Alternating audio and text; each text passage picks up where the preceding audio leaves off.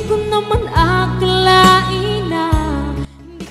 Narito tayo ngayon upang matunghayan ang nakakakilig, napaka-sweet at talaga namang sobrang pinakainahabangan at nagtitrending na love story ni Kuya Jomar at ni Ate Carla. Pagkatapos nga magbonding ng dalawa sa pagtutour sa bagong bahay nila Ate Carla ay lumabas na rin sila. Meron nga silang pa-picnic date at dalawa lamang silang kumakain ng sabay. Grabe at patagal nga ng patagal, mas na malalim na nga ang koneksyon ni Kuya Jomar at ni Ate Carla sa isa't isa. Nagiging sweet na nga rin si Ate Carla kay Kuya Jomar, kaya kinikilig din si Kuya Jomar na nag-a-adjust si Ate Carla sa kanya. Saan pala ang ano mo dun? School? Sa Lourdes po. Lourdes? Alas pala kayo ng pinsan mo si Rose. Lourdes din. Ay naku, for sure, makikisabay rin yun. Pwede ba pagsabihan mo na ano? Kung ano, tayo lang at ikaw lang susunduin ko. Kasi iba na lang sa makisabay. Kahit tayo lang. Siyempre po, hindi naman po pwedeng madalas na tayo. Bakit Hindi naman? pa naman po tayo mag-boy. Di pa naman tayo mag-boyfriend. So, posibleng maging tayo. Depende po. Depende. Sige. Kailan ba kasi yun? Paulit-ulit naman po kayo nagtanong eh. Tuwing vlog, yun naman po yung tanong. Di kasi, palutin mo na kasi akong di sinasagot. Kaya, yun, nakulitan ka ba? Medyo po. Sige. After 2 vlogs, ulit ang magtatanong. Kaya dapat, paghanda mo yung sasagot mo. Kasi papunta. Merienda mo. Okay. Thank you. Salamat. Nandito. Ayos ay. May ano ulit? Hapon na po kayo masyado nakapunta. Oo, kasi nga, tawag niyan, namili pa kami ng mga materials nyo. Bibiyain si tinapay. Tinapay daw. Tapos, hindi lang yan basta binili. Pinagpilian pa talaga yan. Alam mo ba, isa ako sa mga nagsuggest kay Kuya Rab kung anong mga bibilhin dyan. Para maganda yung tsaka quality. Kasi marunong talaga ako saan, mamili. Thank you. Ikaw nga, pinili ko, di ba? May quality.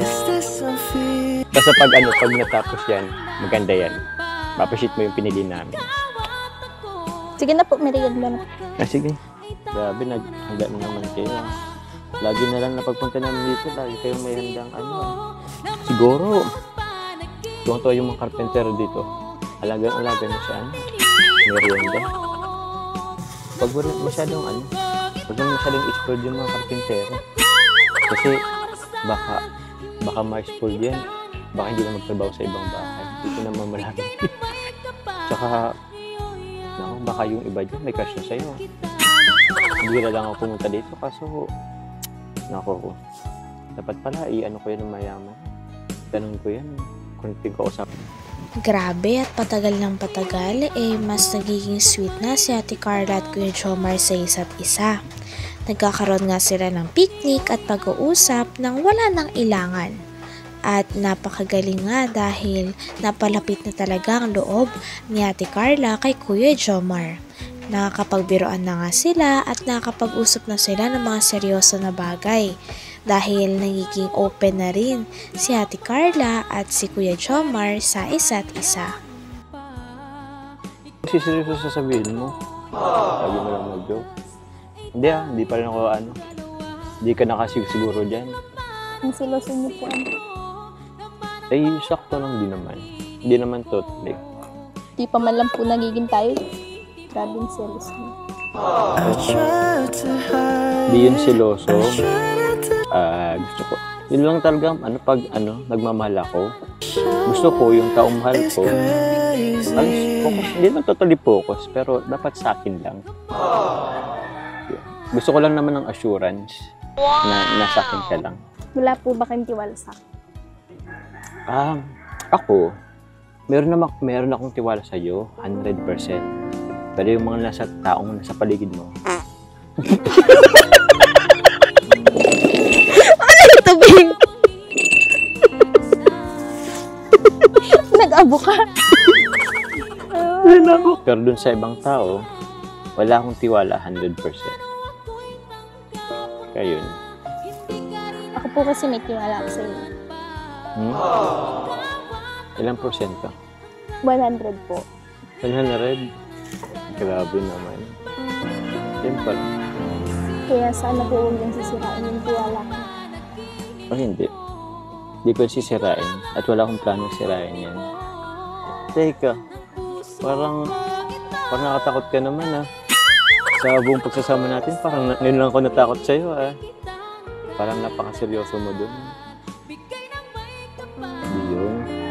Sabi ko nga, wala naman akong plano. Wala lang akong planong sirain yun. Yung tiwala mo. Makakaasa ka. Tsaka, ba't pa natin napag-usapan yung tiwala? Ano meron?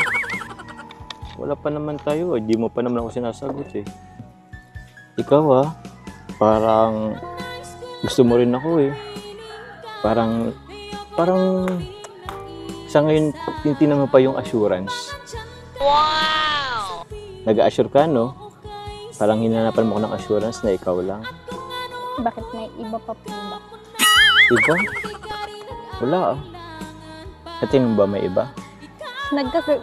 Nagka-girlfriend ko na po ba? Tagal na yun.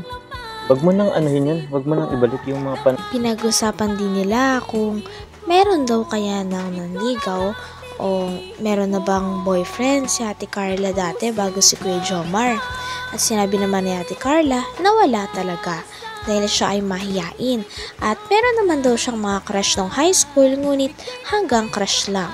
Si Kuya Jomar talaga ang una na kapangligaw sa kanya at unang lalaki na nakakausap niya ng maayos. Walang Bakit? Kahit matagal na ba? Nagsiselos ka pa doon? Hindi naman po. Nagtatanong na. Kaya mo na yun.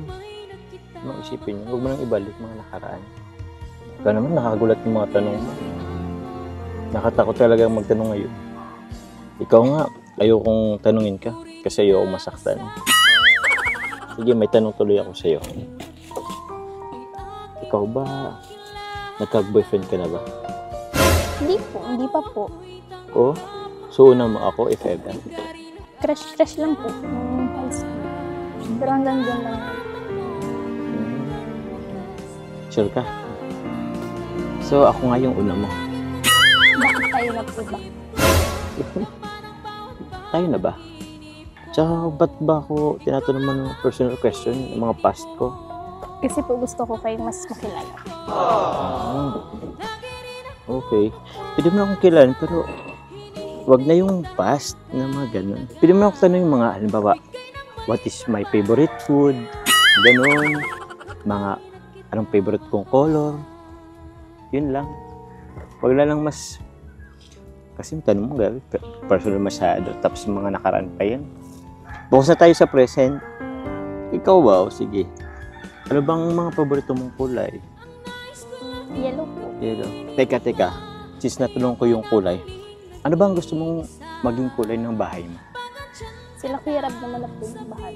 Sila Kuya Rab mo naman is, tatanungin ka lang din naman yun kung anong paborito mong kulay. Since, paborito mo naman yung yellow, ano kaya kung yellow na lang yung bahay niyo? Tingin mo? Sige po. Okay, decision. Tsaka alam ko, yellow din yung paboritong kulay ni Kuya Bal. Feeling ko, magusto niya yun pag nakita niya to. Ako, sigurado yan. So, sure na yan yellow na yan. Official na yan. Okay, goods. Ikaw po ba, may iba ka po bang nililigawan? Grabe talaga mga tanungan mo sa akin, Ako nga, napakasimple at basic lang ng tanong ko sa'yo. Color lang.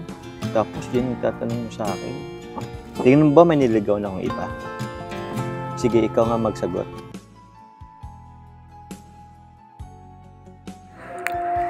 Hanggang dito na lamang muna ang ating nakakakilig, napaka-sweet, at talaga namang sobrang pinakainabangan at nagtitrending na love story ni Kuya Jomar at ni Ate Carla.